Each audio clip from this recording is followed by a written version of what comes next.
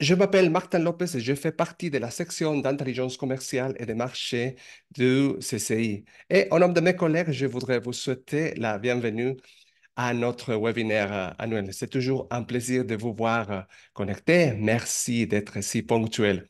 Et bon, cette séance est dédiée à deux types de personnes. Numéro un, à ceux qui ne connaissent rien ou très peu aux outils et souhaiteraient se familiariser davantage avec eux. Cette séance est aussi dirigée aux utilisateurs fréquents qui souhaiteraient rafraîchir certaines connaissances et peut-être apprendre quelque chose de nouveau, car effectivement, ces outils sont toujours en constante évolution et ça fait du bien de les voir de temps en temps pour voir qu'est-ce qu'il y a de nouveau. À la fin, je vous rappellerai quelques indications pour approfondir votre apprentissage par vous-même dans votre tome. Et bon, je tiens à mentionner que cette séance sera très, très dynamique. Nous ne verrons que quelques diapositives rapides au début et tout le reste, 99% du temps, nous passerons à faire des simulations en direct dans les outils.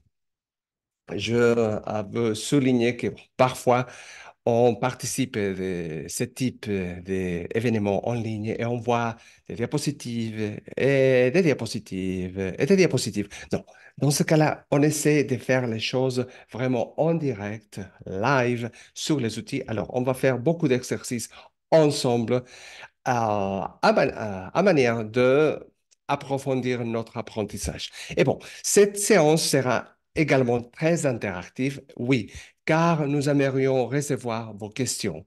S'il y a quelque chose que vous avez voulu toujours savoir, ou s'il y a une question qui vous vient au four et à mesure de la présentation, s'il vous plaît, nous avons la boîte de discussion ici et nous serons très heureux de vous lire.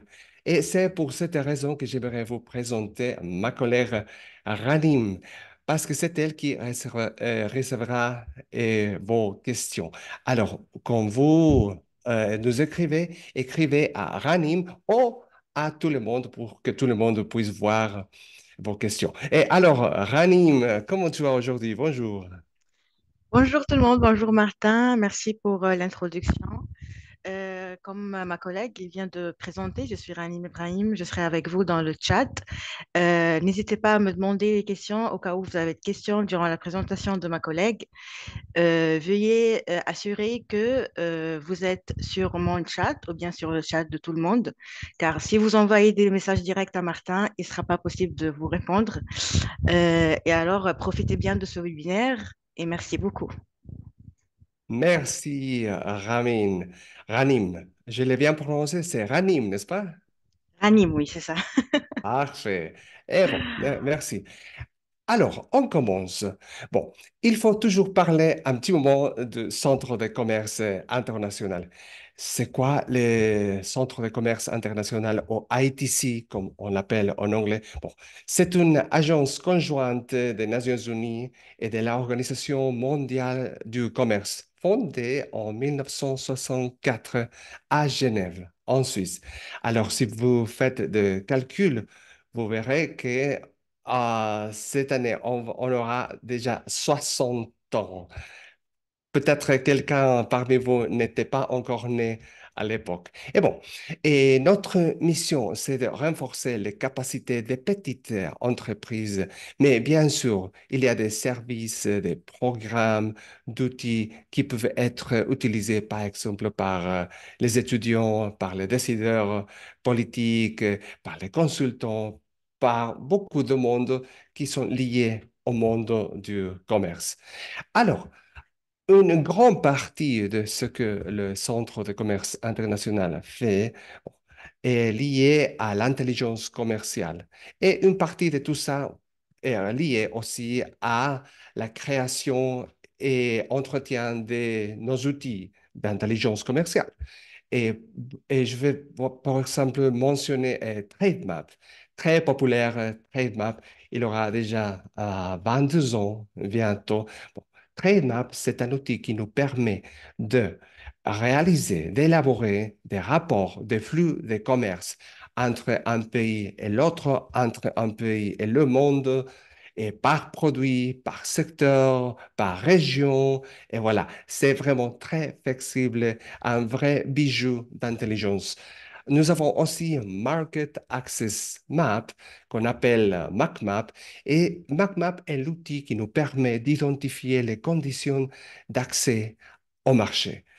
Ça veut dire, par exemple, les tarifs douanières et les mesures non tarifaires, les exigences qui sont demandées par les pays pour autoriser l'importation de produits dans leur marché et aussi les préférences tarifaires qu'on a selon les accords commerciaux qui sont signés. Alors, tout ça sur MacMap. Nous avons aussi Investment Map qui est très pareil à TradeMap, mais qui nous raconte les flux d'investissement direct que les pays font dans divers secteurs et aussi par pays.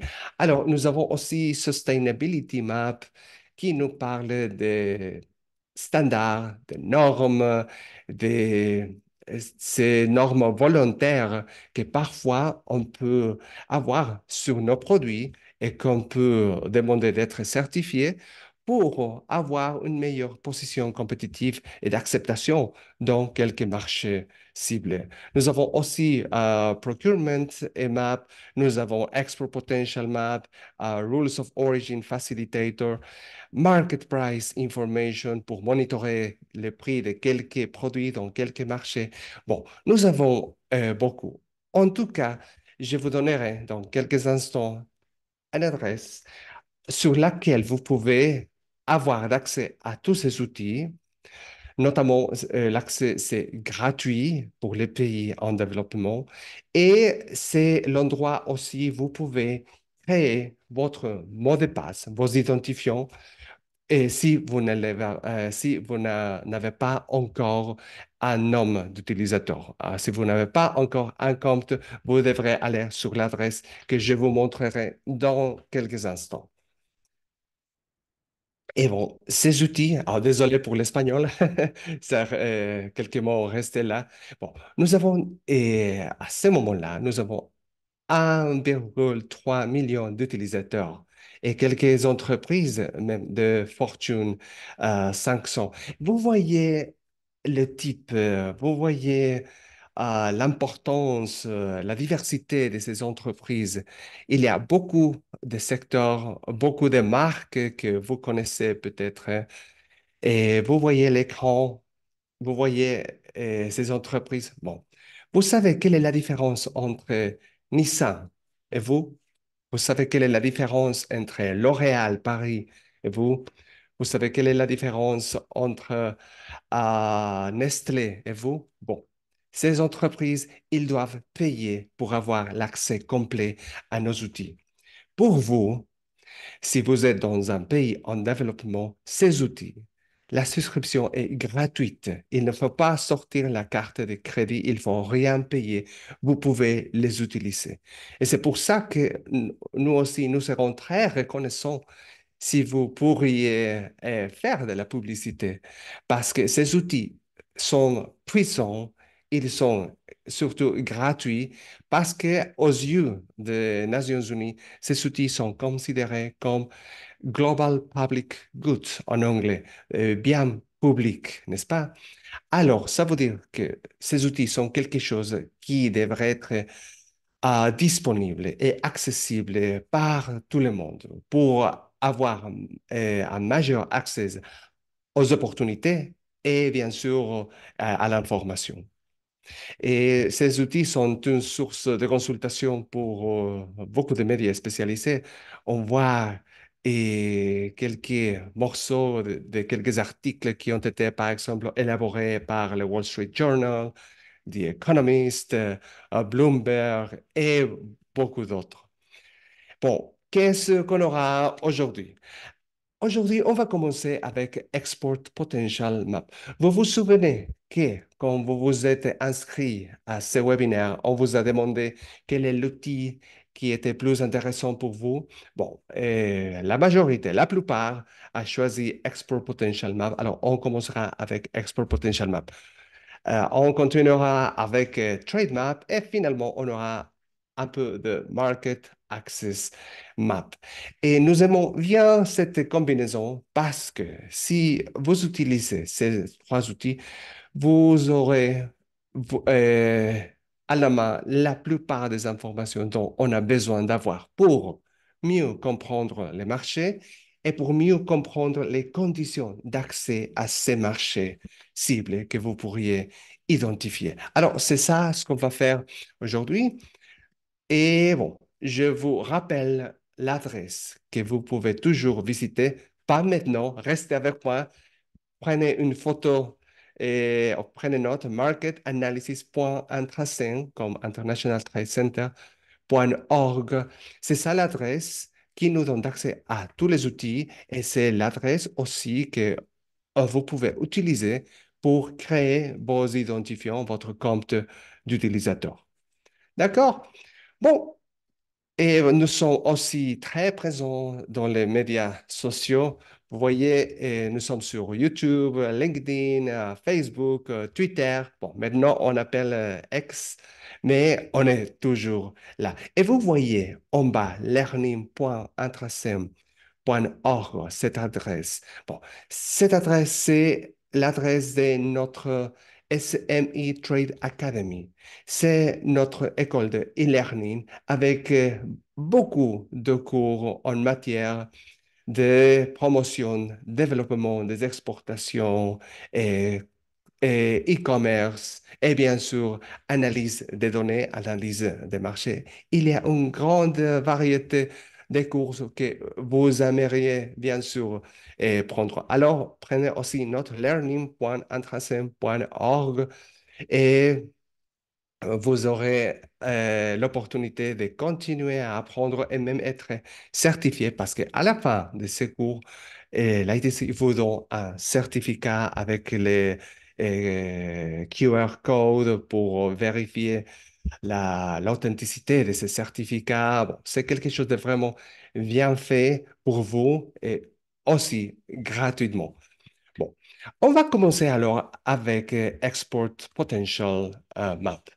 Alors, j'aimerais me mettre dans la peau d'un exportateur togolais. OK, je suis togolais et j'aimerais exporter de jus d'orange. D'accord? Jus d'ananas. OK, je suis à Togo, au Togo. J'aimerais exporter de jus d'orange. Et je ne connais pas les marchés ciblés. Je ne connais pas les marchés les plus intéressants. Je ne sais pas quel marché je devrais ciblé. Alors, pour avoir quelques idées basées sur des données, on va utiliser Export Potential Map, que je vais vous montrer maintenant. Mais avant d'y aller, avant d'aller en ligne, qu'est-ce que Export Potential Map fait pour nous proposer des marchés prometteurs? Bon, l'outil utilise un modèle économétrique. Vous savez qu'est-ce que c'est l'économétrie, n'est-ce pas? C'est la branche de l'économie qui combine la mathématique, les statistiques et la théorie économique pour analyser des comportements et pour simuler des possibles scénarios qu'on pourrait avoir, des scénarios économiques, bien sûr. Et c'est de cette manière, en utilisant un modèle à un peu plus de 30 variables, que le système parvient à nous montrer des marchés prometteurs pour vos produits. On va en ligne? OK. Suivez-moi alors et j'irai directement sur Export Potential Map. Voyez l'adresse, c'est exportpotential.intrasyn.org et nous avons l'outil en anglais, français, espagnol. J'ai déjà choisi le français. Alors, vous vous souvenez, je suis l'exportateur togolais, n'est-ce pas? Et je suis intéressé à identifier des marchés. Voyons alors cette option ici qui dit marché. Marché pour le produit. Mon produit, c'était pardon, c'était jus d'ananas, n'est-ce pas? Jus d'ananas. On clique sur marché et pour l'exportateur, et on peut choisir Togo ici, tout simplement. Togo, OK, je suis là. Et dans les produits, pour les produits, jus d'ananas. Et voilà, j'ai trouvé vraiment facilement mon produit. C'est le code 200941. Ça, c'est le code pour les produits jus d'ananas sans addition d'alcool d'une valeur BRICS. Vous savez, qu'est-ce que ça veut dire BRICS? C'est la mesure de concentration de la sucre naturel dans la fruit. Et voilà. De cette manière, le système parvient à me proposer quelques marchés prometteurs pour ces produits. Alors, nous avons ces suggestions. Nous avons le Mali, France, le Sénégal, la Belgique, Pays-Bas, Émirats arabes unis. Pourquoi Export Potential Lab nous propose ces marchés? Bon, numéro un, ces marchés, le Mali, France, Sénégal, ils ont des importateurs de ces produits, jus d'ananas. Ils sont en train d'acheter les produits, peut-être de Togo et bien sûr de beaucoup d'autres pays. Peut-être ces pays, ils n'ont pas encore commencé à acheter du Togo. On verra.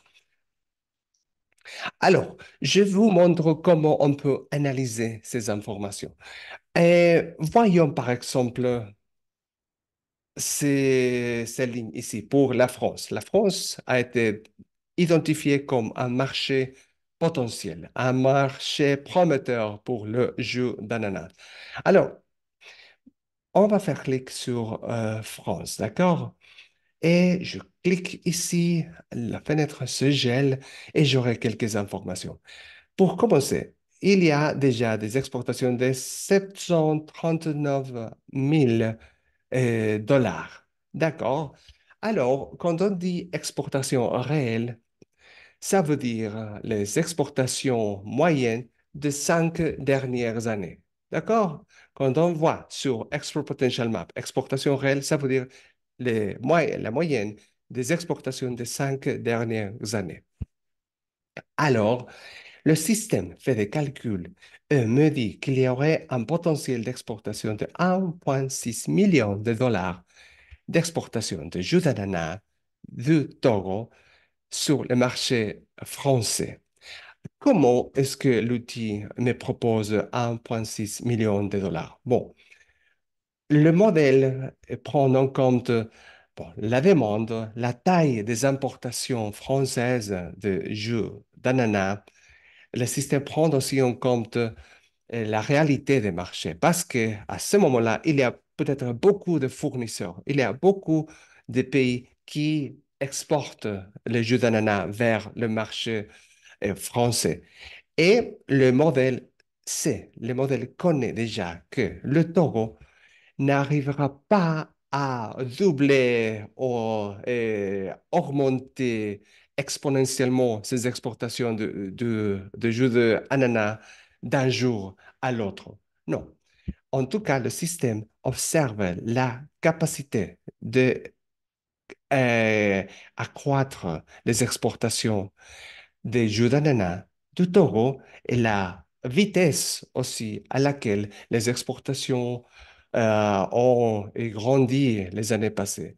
Le système observe le comportement des exportations togolaises de jus d'ananas. Et c'est comme ça que le système peut nous proposer ces chiffres. Alors, le système nous dit qu'il y aurait des places pour jus d'ananas togolais dans le marché français pour 1,6 million de dollars. Et ce sont des nouvelles exportations que le Togo pourrait faire. Alors, ça veut dire, si vous voyez la troisième ligne ici, qu'il y a un potentiel à exploiter restant de 833 000 dollars. Ça, c'est beaucoup. Ça, c'est beaucoup déjà pour avoir une petite place de marché dans le marché français. Alors, c'est ça comment on peut faire l'interprétation de ces types de graphes de lignes. Alors, si vous voyez, analysons encore la ligne de France, vous voyez ces petits cercles blancs au début de la ligne France, de la France. Bon, ça nous montre les exportations actuelles. Et si on va en bas, on verra l'échelle. Et bon, c'était 700 000, n'est-ce pas? 700 000, quelque chose comme ça. Voyez, c'est pour ça que ces petites boules est là.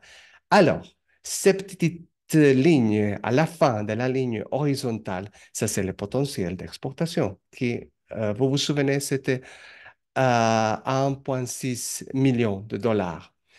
Alors, la ligne horizontale, ça c'est l'écart entre les exportations réelles, la petite boule, et les exportations possibles, les exportations potentielles vers le marché français. Et voilà, nous avons les mêmes informations pour tous les pays de cette graphe d'écart. Alors, on pourrait aussi faire d'autres analyses, comme par exemple, je vais classer, je vais classer ces exportations selon les exportations actuelles.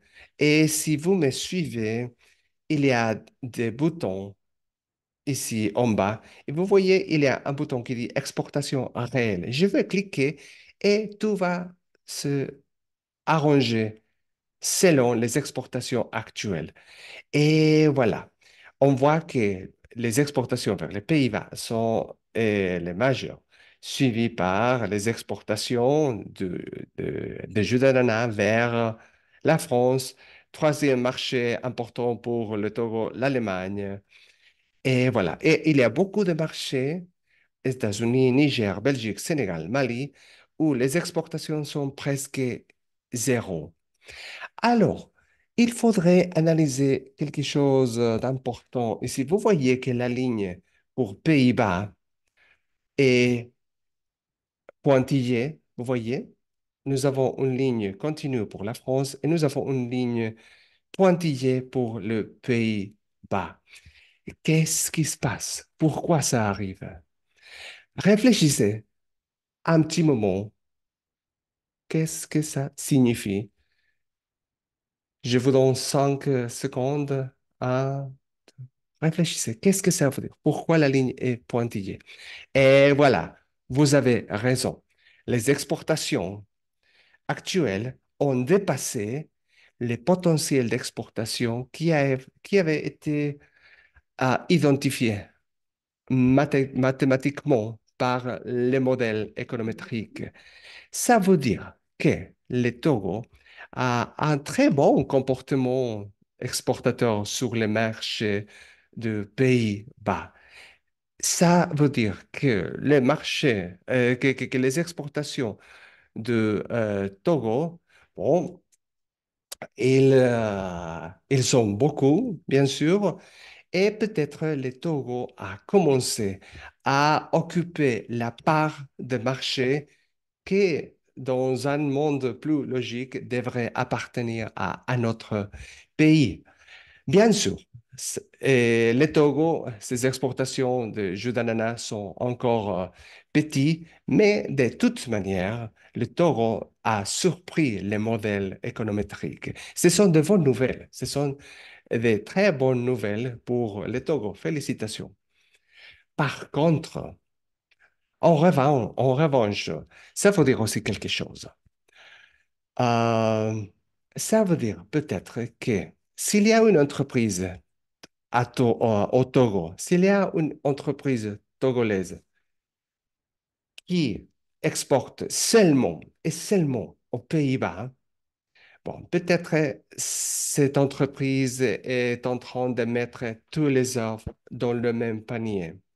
Ça peut être un peu risqué sur le long terme. Qu'est-ce qui se passe? Et il faut réduire la dépendance de quelques clients, n'est-ce pas? Il faudrait Dans ce cas-là, pour cette entreprise togolaise qui seulement exporte vers le Pays-Bas, bon, il faudrait peut-être diversifier des marchés et regarder peut-être d'autres opportunités. Alors, continuez à foncer sur le marché du Pays-Bas parce que le marché des Pays-Bas continuera à acheter. Mais ça serait aussi intelligent de chercher d'autres marchés et se diversifier. Ça serait une bonne stratégie. Ah, quelque chose de pareil est arrivé avec le marché de l'Allemagne. Félicitations au Togo. Continuez à faire des exportations sur le marché allemand. Mais il serait bien aussi de chercher d'autres. Et voici qu'on a d'autres suggestions. Voyons un autre type de classement sur cette même graphe, d'accord? Voyons, on va classer les pays selon l'écart des exportations potentielles et réelles. Et tout a changé maintenant et le Mali devient le premier pays dans cette liste de propositions. Et pourquoi le Mali? Bon, le système fait des calculs. Le Mali, euh, il est un importateur de jus d'ananas, bien sûr. Il y a peut-être des accords entre le Togo et le Mali. Il y a peut-être des accords commerciaux. Il y a peut-être beaucoup d'autres produits qui sont déjà commercialisés entre les deux pays. Et voilà, le système prend tout ça en compte et propose aussi le Mali comme un marché prometteur pour le jus d'ananas togolais. D'accord? C'est comme ça qu'on peut analyser ces graphes. Alors, nous avons aussi cette visualisation. Nous avons la carte. C'est presque la même chose, mais avec un système de bulles. Vous voyez par exemple le Mali. La bulle pour Mali, elle est très grande. Par contre, au milieu, il dit 0%. Qu'est-ce que ça veut dire 0%? Que les exportations actuelles sont zéro et que le potentiel d'exportation, c'est 2,4 millions de dollars. Pas mal, pas mal. Alors, il y a une autre manière d'analyser ces informations. Voyons ces liens ici. Analyser les potentiels. Je clique et j'ai cette visualisation. Alors, chaque élément de ces graphes signifie quelque chose. Ah, par exemple, voyons la bulle pour Pays-Bas, elle est grande. Ça nous montre la taille des marchés, la taille des importations de jus d'ananas. De taureau, non, de tout le monde. Voyons par exemple la France, bon, c'est aussi une boule un peu grande. Et vous le savez, je peux classer aussi ces bulles, ces pays, selon par exemple, suivez-moi en bas, et je clique sur Demande, clique là, et voyez, tout est arrangé maintenant selon la taille des importations, selon la taille du marché. Et on voit en première, Pays-Bas, suivi par les États-Unis, troisième, France, quatre, Espagne, et voilà. Et il y a aussi une autre chose à voir dans ce type de, des graphes. Vous voyez que, bon, nous avons une ligne pour chaque pays, mais l'épaisseur change d'un pays à l'autre. Vous voyez, par exemple, pour le Bénin, nous avons une ligne très épaisse. Vous voyez? Et nous avons une ligne très faible, très mince pour les États-Unis, par exemple. Ça nous montre la facilité à commercer. Je peux faire, par exemple, un classement selon la facilité à commercer et tout sera réarrangé. Voilà. Et en première, nous avons Bénin. Vous voyez la ligne c'est plus épaisse. Nous avons Niger, Burkina Faso, Ghana, Sao Tomé, etc. Qu'est-ce que c'est la facilité à commercer? Bon, ça nous montre la mesure dans laquelle ces deux pays se connaissent déjà entre eux en matière de commerce.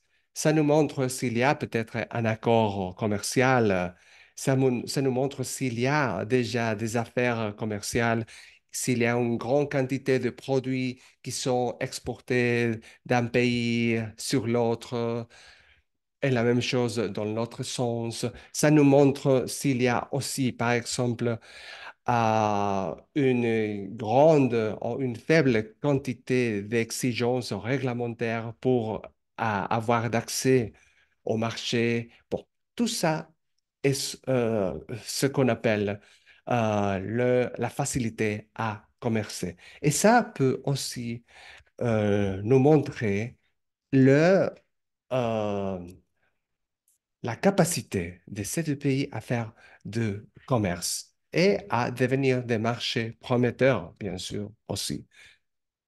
Alors, nous voyons maintenant que 25 pays, le top 25, si vous me suivez en bas à gauche, je peux augmenter la quantité des pays. Et maintenant, je vois 46 ou même 50 pays. Je pourrais aussi euh, sélectionner les régions du monde qui m'intéressent ou qui ne m'intéressent pas. Par exemple, si vous me suivez à gauche, je vais enlever l'Amérique du Nord. Je dis, c'est trop loin. Bon, c'est un grand marché, mais c'est un peu loin. Et je peux enlever l'Asie du Sud. Je peux enlever l'Afrique du Nord, Moyen-Orient. Euh, J'aimerais rester avec que l'Europe. Et voilà, nous avons que des pays européens avec les mêmes informations. La taille du marché selon la demande, la facilité à commercer. Et bon, c'est comme ça qu'on peut avoir une meilleure visualisation de ces marchés qui seraient intéressants spécifiquement pour les jus d'ananas du Togo. OK. Et voyons quelque chose d'autre ici, s'il vous plaît. C'était une manière d'utiliser Export Potential Map. Il y a une autre. Par exemple, parfois, nous avons envie de faire des commerces avec un pays en particulier. Par exemple, quelqu'un vous raconte que il a un frère qui habite au Royaume-Uni et vous parlez l'anglais, vous avez aussi des contacts et vous aimeriez beaucoup faire de business avec le Royaume-Uni. Ça peut arriver souvent et c'est comme ça que quelques histoires d'affaires commencent dans la vie. Et, oh, peut-être il y a quelqu'un dans un autre pays africain et vous sentez qu'il serait une bonne idée de faire des commerces, des exportations vers ces pays-là. Bon, l'outil peut aussi nous aider à identifier des produits qui seraient euh, faciles à commercer. Non, c'est pas le mot facile. Euh, qui serait faisable pour l'exportation. Qu'est-ce que ça veut dire? Les systèmes peut nous aider à identifier des marchés, oh, pardon, des produits que pourraient être exportés de votre pays. Ce seront des produits qui sont déjà importés par ces pays-là, par l'autre pays, peut-être de votre pays ou bien sûr d'autres pays. Mais bien sûr, il y aura une demande et le système identifiera aussi la disponibilité de ces produits dans votre pays. On va voir comment ça se passe. OK, je partage encore mon écran. Et voilà, nous sommes sur Export Potential Map. Pour ceux qui viennent d'arriver, n'oubliez pas que vous pouvez écrire à Ranim, ma collègue qui est en ligne aussi, et s'il vous plaît, posez vos questions. OK, on rentre sur la page d'accueil et OK, on se met dans la peau d'un entrepreneur à Tunisie, par exemple, et cet exportateur a quelques amis à Côte d'Ivoire, en Côte d'Ivoire, et il aimerait faire des exportations vers la Côte d'Ivoire, mais il ne sait pas quel produit exactement pourrait être exporté sur les marchés de la Côte d'Ivoire. Voyons alors qu'est-ce qu'on pourrait faire. Alors, on cherche des produits exportables, n'est-ce pas? On peut faire clic ici sur produits et il faudra choisir notre pays. Je vais dire Tunisie. La Tunisie, OK. Dans le marché, on avait dit la Côte d'Ivoire.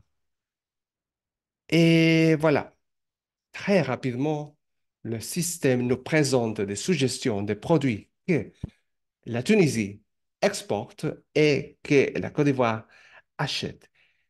Alors, et la Côte d'Ivoire achète ces produits même s'ils ne sont pas d'origine tunisienne. D'accord? C'est pour ça que c'est utile d'avoir ce type de visualisation parce que ça nous permet d'identifier d'opportunités d'affaires. Alors, j'ai par exemple des idées ici. Je vois que je pourrais exporter des ciments si j'étais dans le business de ciment ou des produits par exemple agricoles. Alors, il y aura peut-être des secteurs qui ne vous intéressent pas parce qu'ils sont trop grands, parce qu'ils sont déjà dominés ou gérés par des grandes entreprises. On peut choisir ou désélectionner quelques pays. Par exemple, je vais sortir les équipes électroniques. Ça m'intéresse pas. Ça m'intéresse pas les chaussures, non, ça m'intéresse pas. Ça m'intéresse pas la machinerie. Ça m'intéresse pas l'optique, l'horlogerie. Et quoi d'autre? Les céréales.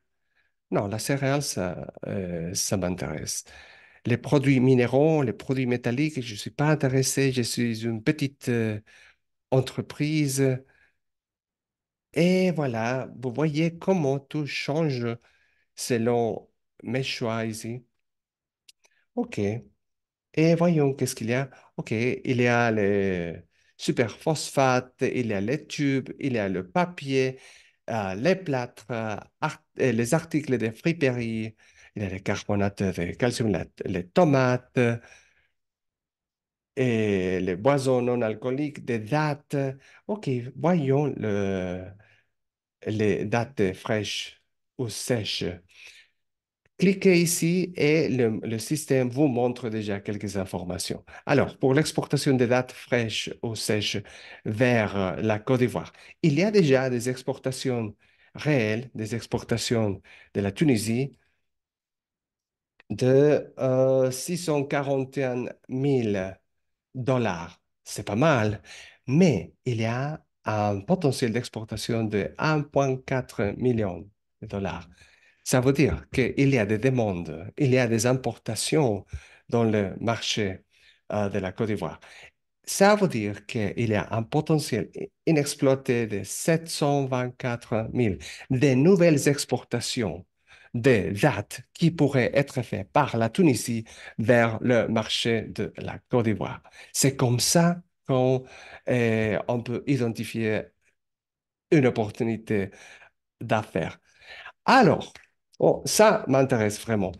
Et vous voyez ici, qu'il y a un 47%. Qu'est-ce que le 47%? C'est quoi ça?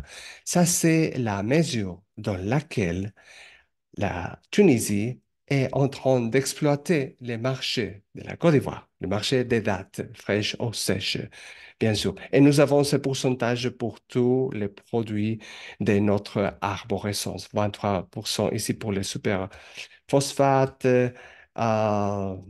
quoi d'autre? 0% pour le fil machine en fer, 58% pour les gros et sémoules des froment. Ça, c'est le blé. Voyez comment on peut déjà avoir des idées des produits à commercer entre un pays et l'autre.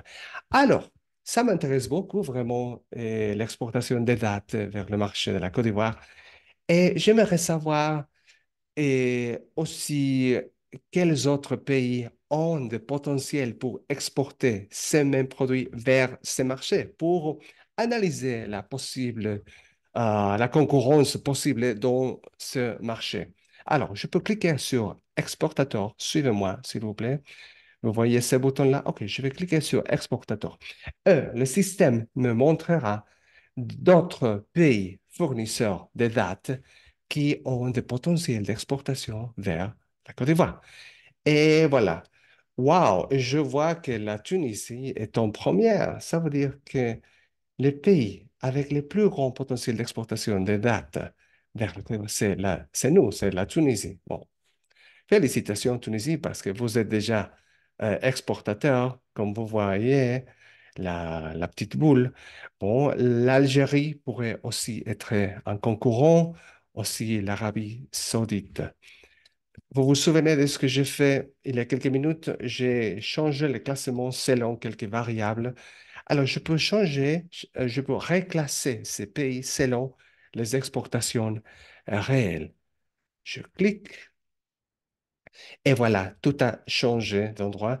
La Tunisie reste en premier, mais je vois il y a un concurrent ici, Niger. Bon, et je vois que Niger a aussi dépassé le potentiel qui avait été estimé de manière économétrique par le système. Alors, félicitations, Niger, parce ils ont un très bon comportement dans le marché de la Côte d'Ivoire.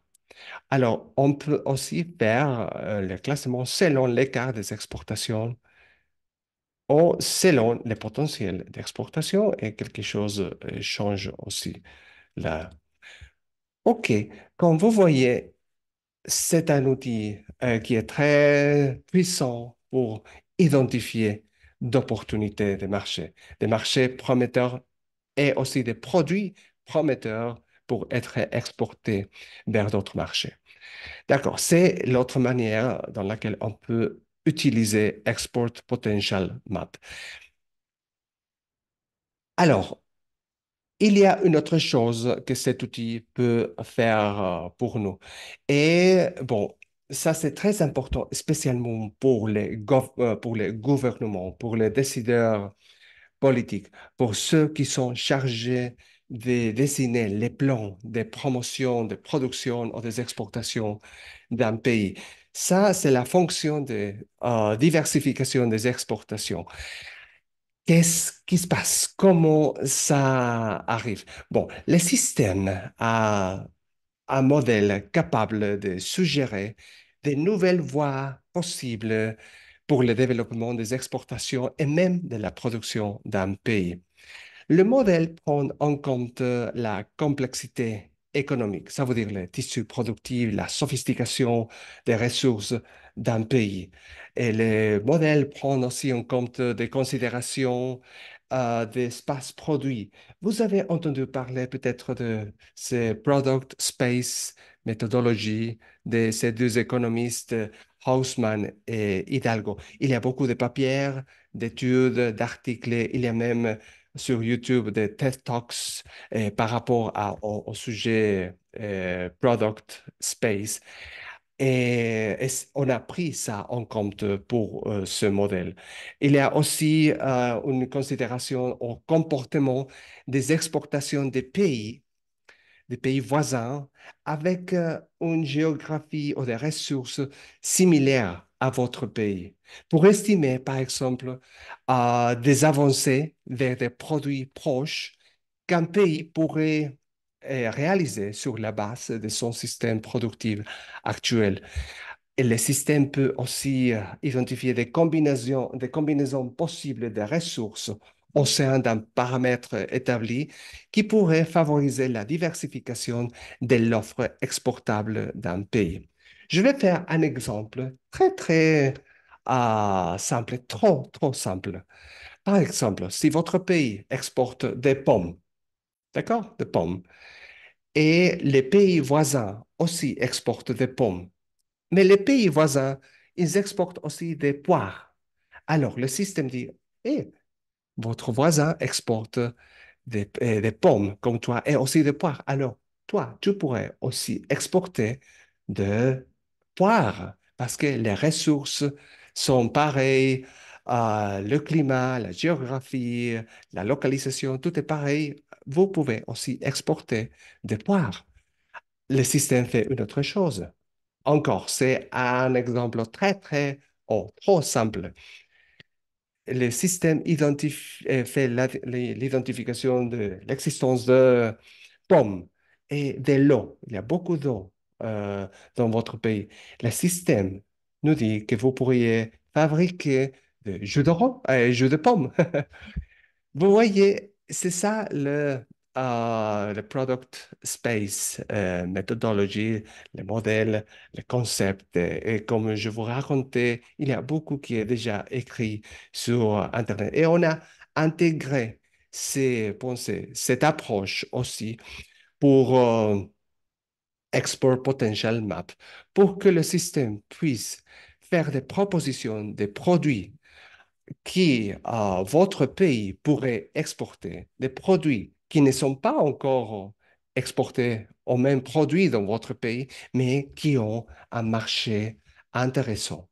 C'est comme ça que l'outil parvient à faire ce type de propositions. Voyons ça en ligne maintenant.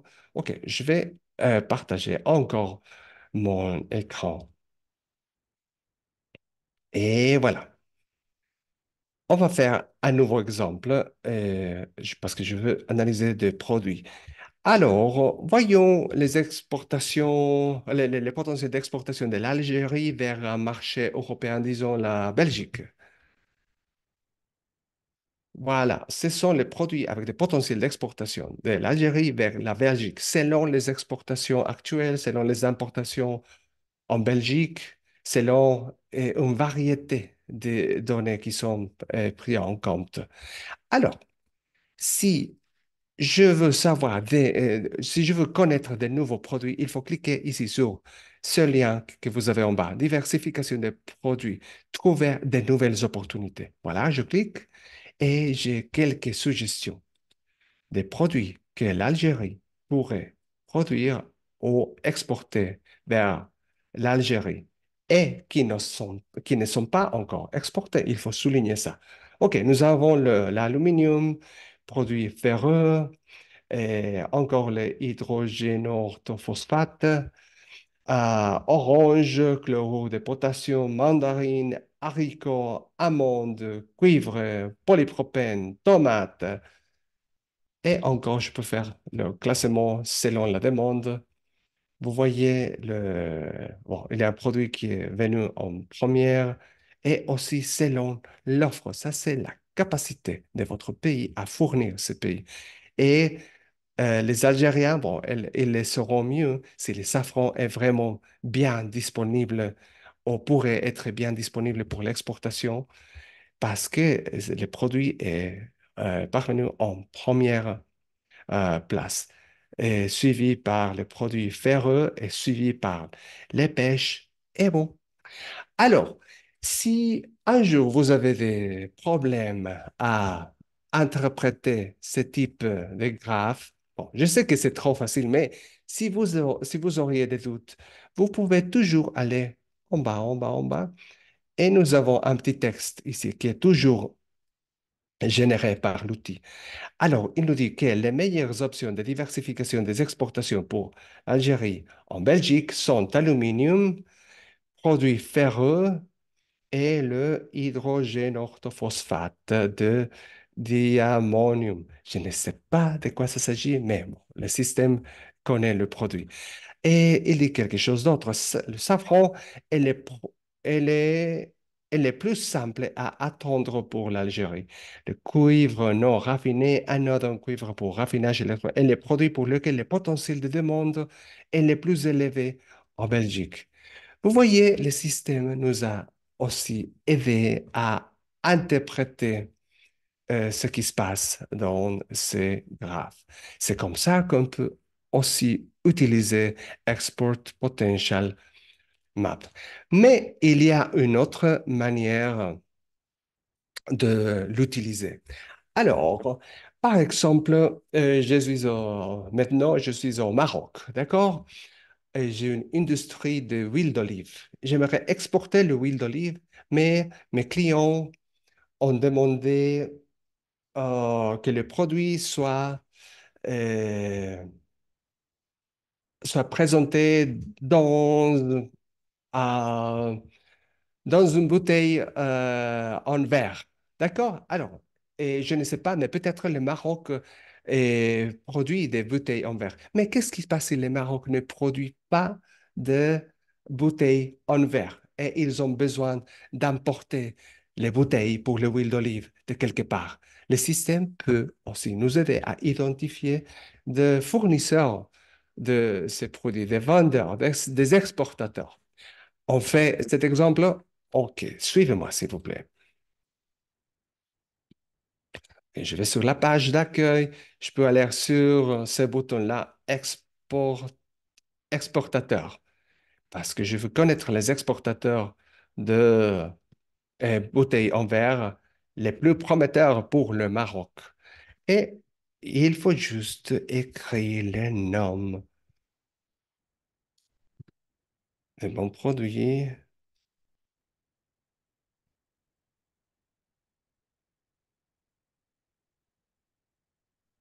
Alors, on n'a pas de bouteille en verre. OK, on dit bouteille en plastique pour le marché marocain. Non, mais, non, mais vous le savez, le huile d'olive premium, c'est normalement vendu en verre, n'est-ce pas? Non, on va faire les choses correctement. Je sais que c'est en verre. Alors, quel serait le code?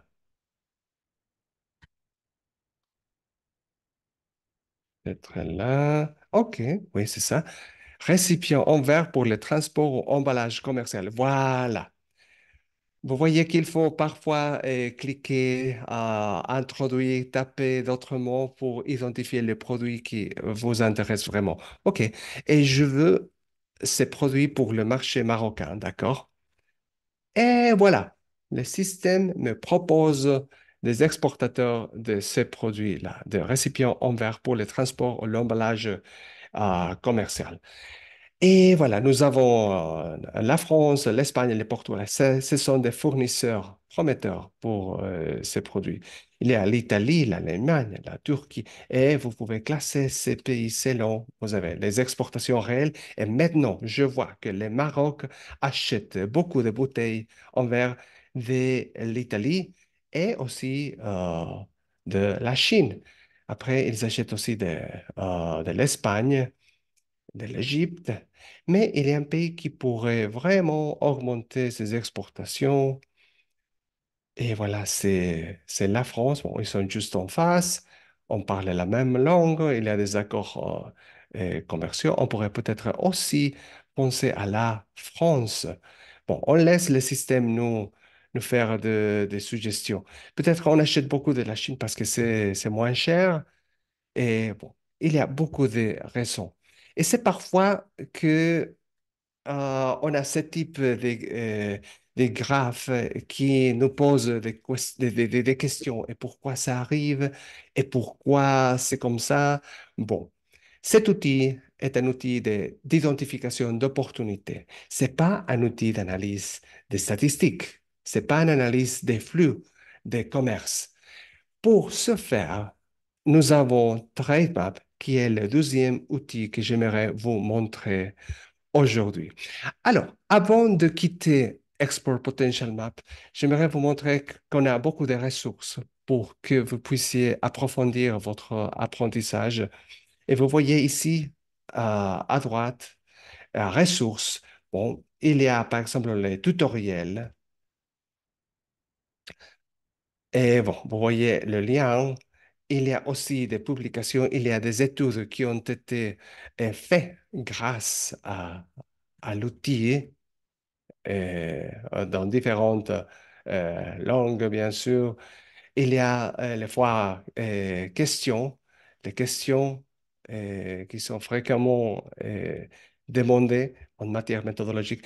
Et pour ceux qui sont vraiment, vraiment intéressés à voir comment ces modèles fonctionnent, bon, vous pourriez cliquer ici sur ce lien, méthodologie d'évaluation de potentiel.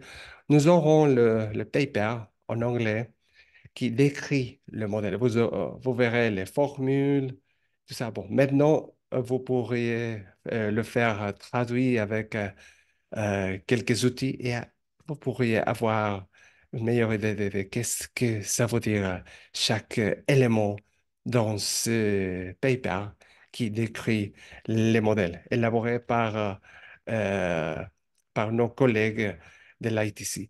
Alors, je vais quitter maintenant Export Potential Map.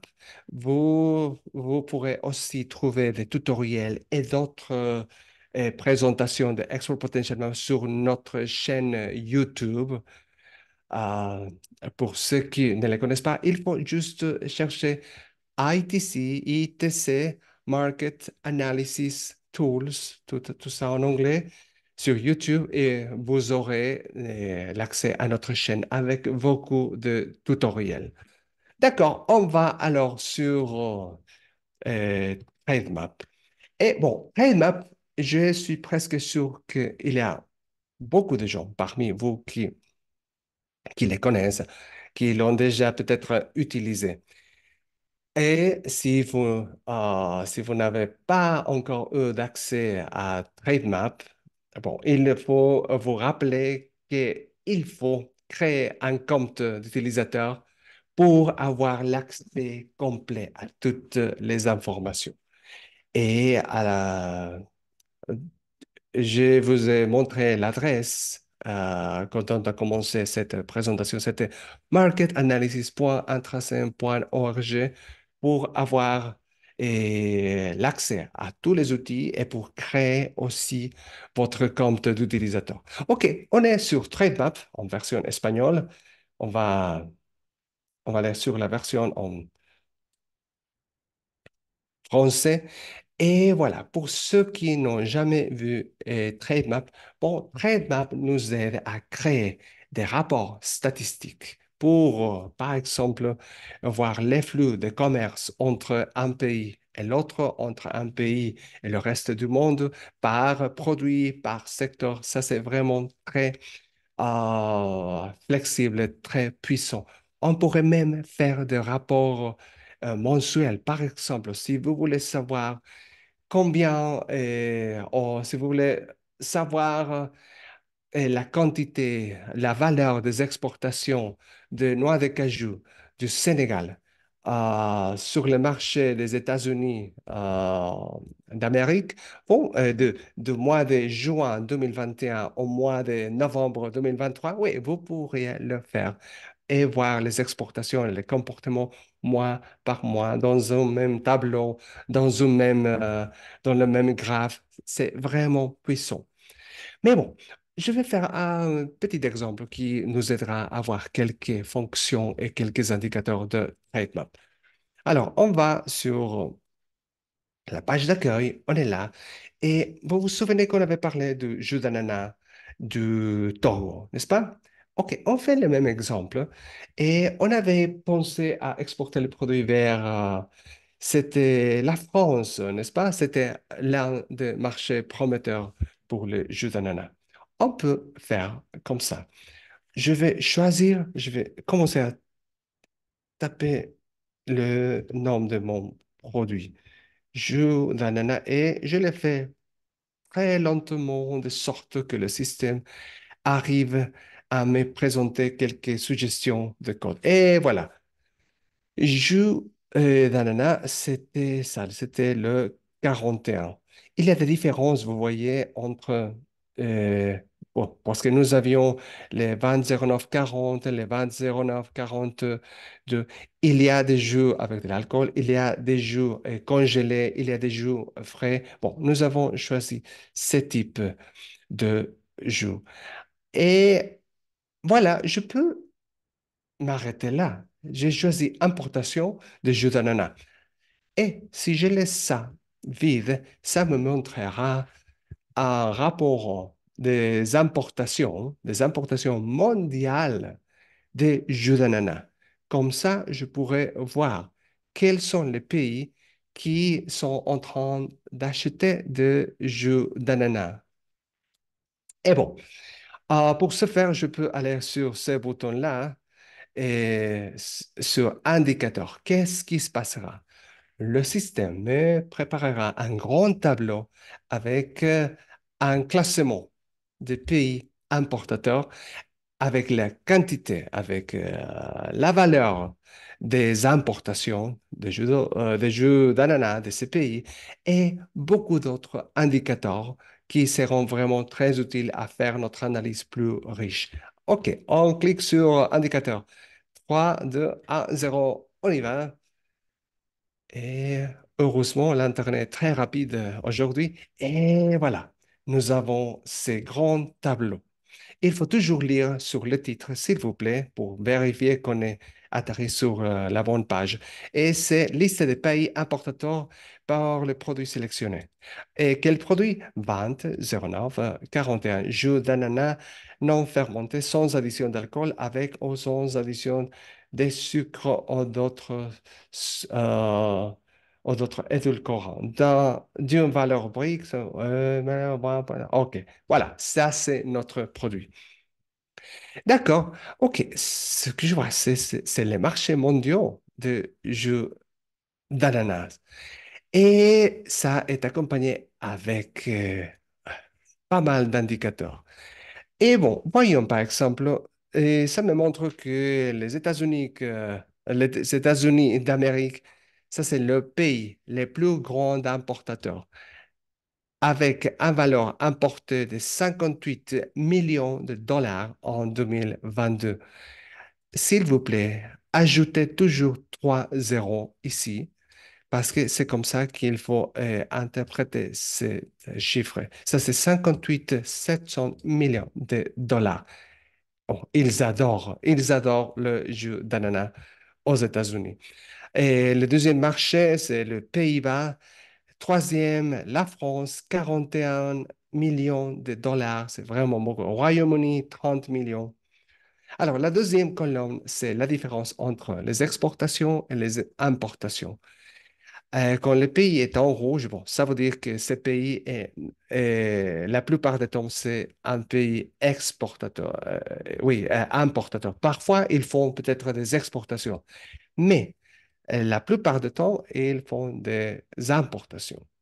Alors, la quantité importée en mètres cubes de ces produits par les États-Unis en 2022, la valeur, on a aussi le taux de croissance annuel en valeur entre 2018 et 2022. Wow, ils ont vraiment augmenté leurs importations. Et on voit aussi le taux de croissance annuel en quantité entre 2018 et 2022. Vous voyez, tout est en positif, ça veut dire que c'est un marché qui est en train de grandir. Et on voit aussi les taux de croissance annuelle en valeur entre 2021 et 2022. Ces 2 dernières années, c'était 30%. C'est toujours utile d'avoir cet indicateur parce que ça nous montre la mesure dans laquelle la valeur est volatile. Parce que parfois, bon, on voit une grande croissance ici, les derniers 5 ans, et après, on voit un taux négatif, moins 15% les 2 dernières années. Ça nous montre qu'il y a des choses qui ont transformé un peu le marché ces 2 dernières années. Mais dans ce cas-là, bon, tout est plutôt stable. Ça veut dire que les États-Unis, c'est un marché stable et qui a augmenté la valeur et la quantité des importations des jus d'ananas. Ça, c'est la part des importations mondiales. 17% des importations mondiales des jus d'ananas euh, ont comme destination les États-Unis. Qu'est-ce que ça veut dire? Il y a 100 verres de jus d'ananas dans le monde. Bon, 17 verres de jus d'ananas sont bu aux États-Unis. C'est ça que ça pourrait signifier. Alors, la distance moyenne des pays fournisseurs, 5 000 kilomètres. Ça, c'est très utile parce que ça nous montre la quantité de kilomètres que le jus d'ananas doit voyager en moyenne pour arriver au marché cible, les États-Unis. Ça nous montre aussi une dépendance parce que s'il y a un pays qui fait voyager les produits de longue distance, ça veut dire peut-être qu'ils ont vraiment besoin de ce produit-là. Souvenez-vous que c'est la moyenne parce qu'il y a peut-être des fournisseurs proches ou des fournisseurs qui sont loin. Pays-Bas, bon, ils font voyager beaucoup le jus d'orange. Il y a quelqu'un qui fait voyager vraiment beaucoup, ce qui c'est le Canada, 11 000 kilomètres en moyenne. C'est le voyage qui réalise le jus d'ananas pour arriver au marché du Canada. Il y a quelqu'un qui fait voyager les produits pas trop loin, 500 kilomètres en moyenne, c'est Guyana, aux Caraïbes. Ouais, bien sûr, j'imagine qu'ils achètent des îles voisines. Voilà, c'est comme ça qu'on peut interpréter ce tableau de trade map.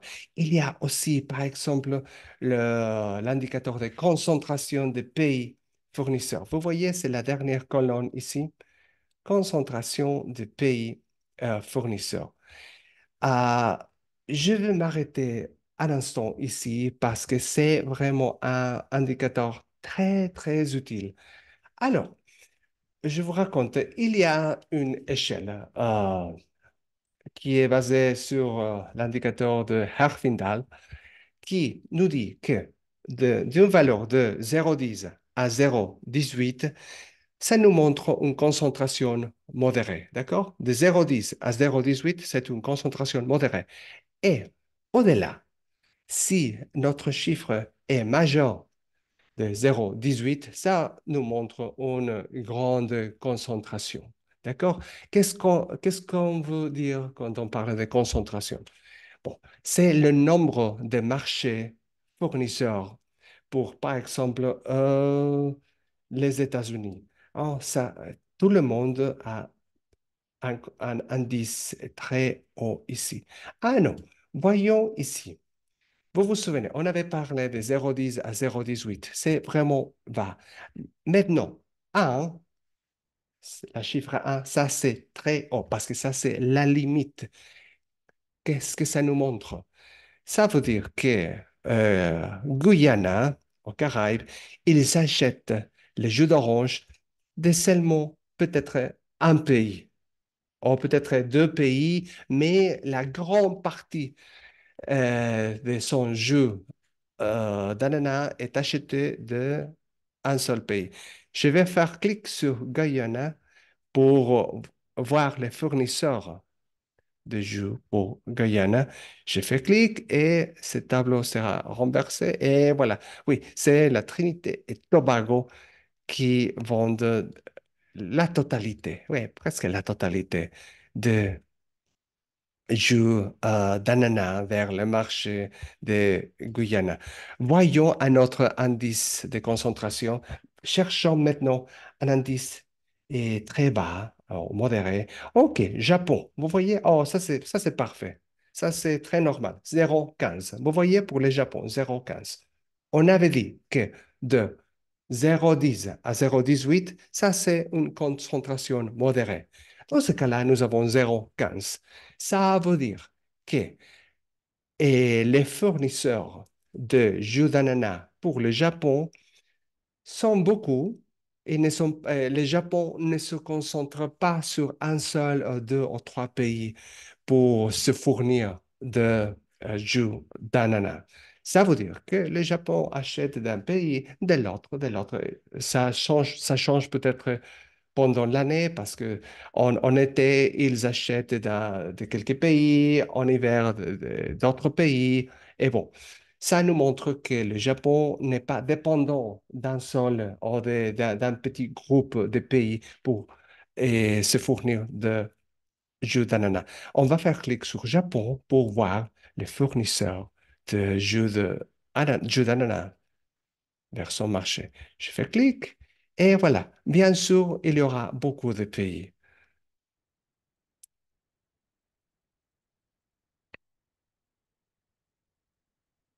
Et vous voyez, il y a Costa Rica, Philippines, Thaïlande, Autriche, Turquie, Malaisie, chacun avec une partie de marché différente, bien sûr.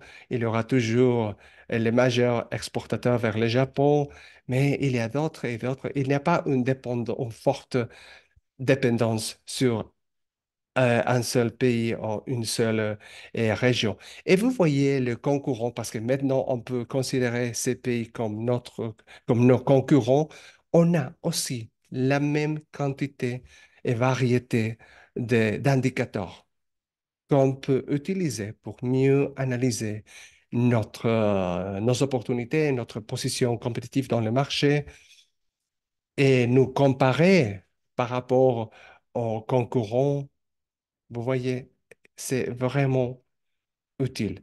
Alors, bon, je vois beaucoup d'indicateurs, mais il y a d'autres. Vous voyez ce bouton-là au centre de sélectionner vos indicateurs. Je fais clic et bon, je peux enlever ou je peux ajouter d'autres indicateurs et j'aurai toujours une visualisation personnalisée de l'outil. Nous avons aussi les séries temporelles annuelles, trimestrielles ou mensuelles. Vous voyez, je peux faire clic sur les séries temporelles. Maintenant, on ne parle plus d'indicateurs, on parlera des séries et temporelles. Et je peux aussi choisir la, la période, pardon. Nous avons ici, bon, les 5 dernières années. Je peux avoir euh, plus d'années, voilà, ce sont les 10 dernières années. Ça pourrait m'aider à voir l'évolution des importations de jus d'ananas au Japon. Je pourrais aussi voir les séries, non, non, pas ici, mais parfois, je pourrais voir les séries temporelles mensuelles pour voir la saisonnalité, parce qu'il y a parfois des produits avec une forte saisonnalité et c'est bien à comprendre quel marché achète chaque produit à quel moment de l'année. Bon, vous le savez parce que c'est toujours un atout quand on comprend la dynamique des marchés.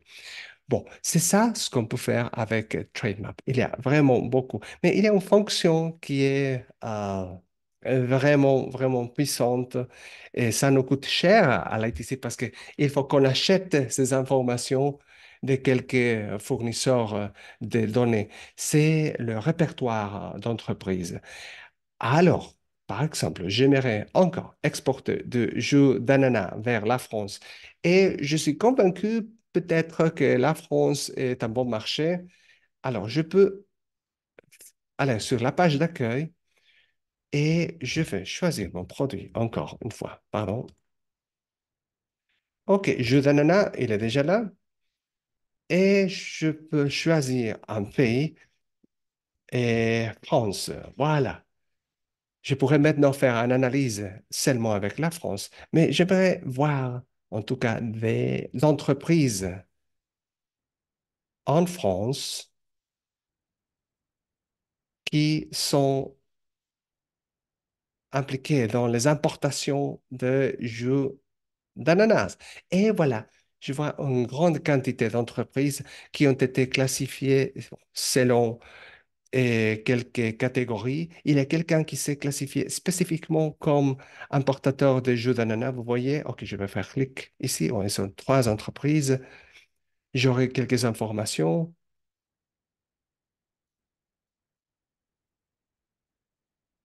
Et voilà, je vois, il y a euh, ces, ces entreprises. J'ai quelques informations comme la ville, le site web, le téléphone, le nombre de dirigeants. Je vais faire clic sur le site web. J'espère qu'il est là. Et voilà, nous avons le site web d'une entreprise qui fait de l'importation de de jus de fruits, peut-être en gros et le mettre dans leur propre euh, bouteille avec sa propre marque. Bon, c'est ça, Vitamon. Voilà une autre fonction puissante de TradeMap. Et finalement, c'est le tour de notre outil en MacMap. MacMap, c'est le troisième outil d'aujourd'hui qui nous aide à identifier les conditions d'accès aux marchés internationaux. Parce que vous le savez que parfois, il faut payer d'impôts douaniers ou des droits des douanes. Ça dépend de, parfois on les appelle droits de douane, impôts douaniers, euh, ou simplement tarifs. Bon, on va voir qu'est-ce qu'il faudrait faire pour avoir accès au marché français pour que notre jus d'ananas soit autorisé dans les marchés. D'accord? Alors, pour l'exportateur, on continue avec Togo, ça pourrait être n'importe quel pays. On dit France et on va sélectionner les produits. Jus d'ananas 20 09 41. Voilà. Je clique sur Rechercher et le système me montrera ce qu'il faut faire pour avoir l'autorisation d'importer des jus d'ananas dans le marché français. Et OK. Et restons ici, s'il vous plaît. Voyez ces trois cartes ici. La première carte nous dit que, bon, il y a un tarif douanier de 15,20%. Comme vous voyez, NPF, ça veut dire nation plus favorisée. Ça, c'est une terminologie de l'OMC. Il y a quelqu'un peut-être parmi vous qui connaît déjà ces terminologies. Bon, ça, c'est le tarif douanier ou les droits de douane qu'il faudrait payer en l'absence d'un accord commercial. Mais pour le cas de Togo, il y a un tarif préférentiel de 0%. Alors, bien sûr, moi, si je veux faire quelques économies, je choisirais le tarif préférentiel, n'est-ce pas? D'accord, on verra après un peu plus de détails. Et il n'y a pas de mesures correctives, ce sont des sanctions qui s'appliquent parfois. Dans ce cas-là, il n'y a rien. Il y a 22 mesures, 22 exigences réglementaires à respecter pour avoir d'accès au marché français. D'accord, continuons.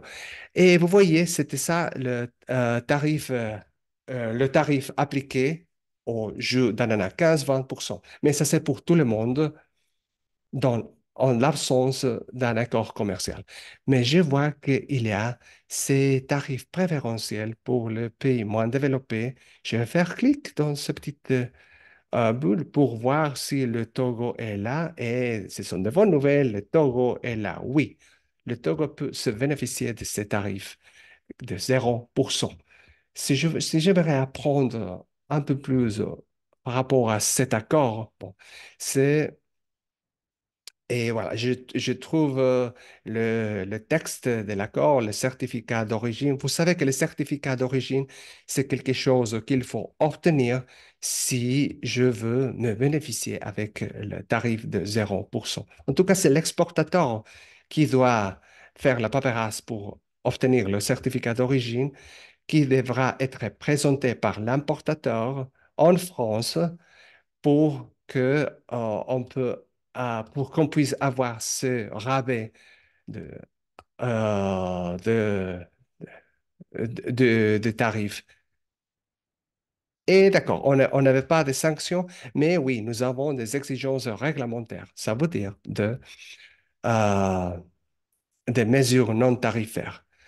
Quand vous voyez MNT, bon, ça veut dire mesures non tarifaires. Et voyons par exemple les types d'exigences qu'il faut respecter.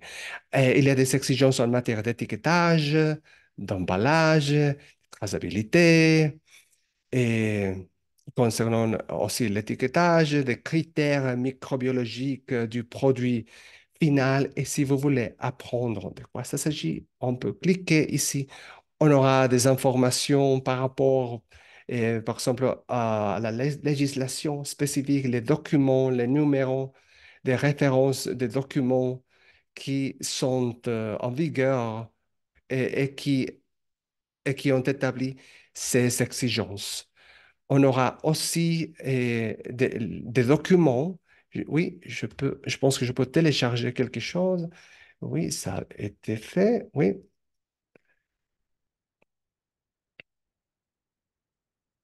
Et oui, bon, et c'est dans la langue originale, c'est en anglais, mais voilà les règlements qui étaient téléchargés de son source originale et qui nous racontent quelles sont les normes à respecter en matière de critères microbiologiques de produits finaux.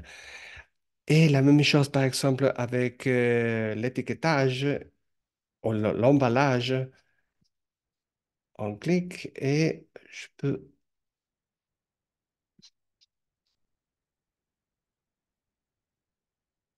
Pardon, c'était là. OK, étiquetage. Il y a trois règlements et vous voyez.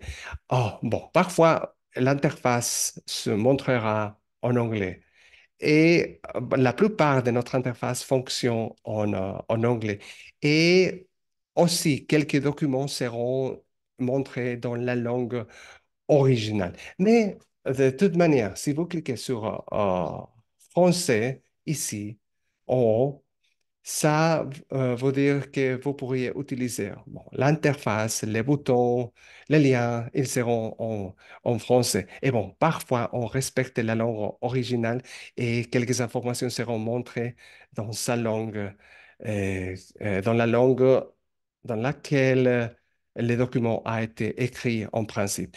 Et voilà quelques autres informations. Il y a un lien sur la source originale de ces informations, un autre document que je peux télécharger pour apprendre, pour me familiariser avec les exigences en matière d'étiquetage. Voilà, c'est ça le boulot d'un exportateur. Se familiariser avec tout ça, mais bien sûr, l'importateur aussi doit connaître ça parce que c'est à deux qu'ils font la paperasse import, export et aussi pour obtenir les préférences tarifaires, les rabais des impôts douaniers.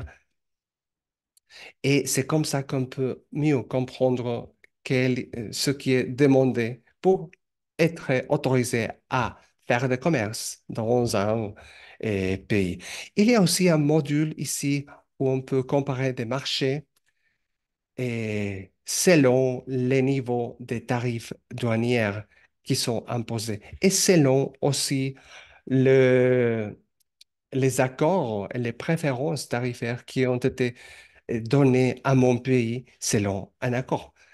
On va faire la même chose, on va dire, pardon, l'exportateur est Togo et bon, on va sélectionner tous les pays pour les produits jus d'ananas. Je vais cliquer sur rechercher et je pourrai voir dans un seul écran les tarifs qui sont appliqués à mon produit par tous les pays qui sont compris dans cette grande base de données. Voilà, ils sont classés selon l'ordre alphabétique. On commence par Afghanistan, Afrique du Sud.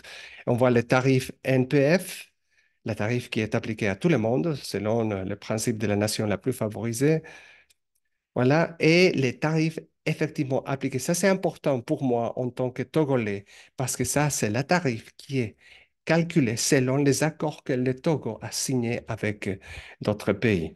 Alors, je peux faire des classements comme ça et je peux commencer à voir les tarifs les plus bas, 0,000, vous voyez, ce sont des tarifs qui ont été fixés à 0% peut-être en principe ou selon quelques accords. Et voilà, je vois tous les pays où il ne faut pas payer d'impôts douaniers pour avoir accès au marché. Ils sont beaucoup. Je peux choisir, voyons, 300 pays. Bon. Et il y a vraiment beaucoup de marchés très ouverts pour les jus d'ananas du Togo. Et on commence avec 2,1 pour Timor-Leste, 4%, 5%. Et voilà, c'est comme ça qu'on peut aussi comparer des marchés. Et on pourrait aussi voir et faire une comparaison des niveaux des tarifs que mes concurrents pourront et devront faire face dans le marché cible. Disons par exemple encore. Et je vais comparer les concurrents pour l'exportateur, bon, tous les pays, dans les marchés français maintenant, parce que je veux exporter des jus d'ananas vers le marché français. Et voilà, ce sont les tarifs que la France a imposés pour tous les pays exportateurs. Et je peux aussi faire le classement pour voir les pays qui sont libérés. Et voilà, ils sont là. Je peux faire une liste de 300 pays ou 200. Et je vois que la France était généreuse. Ils ont libéré. Ah non, ils ont libéré les tarifs pour beaucoup, beaucoup, vraiment beaucoup de pays. Ça veut dire qu'ils sont intéressés à acheter des jus d'ananas. Et bon, ils appliquent quelques tarifs déjà pour quelques autres pays. On voit le niveau ici. Bon, c'est ça comment on peut utiliser Market Access Map. Je vous répète déjà presque à la fin que nous avons les tutoriels sur notre chaîne YouTube. Et dans chaque outil, il y aura toujours une section où vous pourrez voir des tutoriels, des ressources, des questions fréquentes avec les réponses, bien sûr. Et bon, je tiens à vous remercier pour votre attention. J'aimerais te demander, Ranim, est-ce qu'on a eu des questions?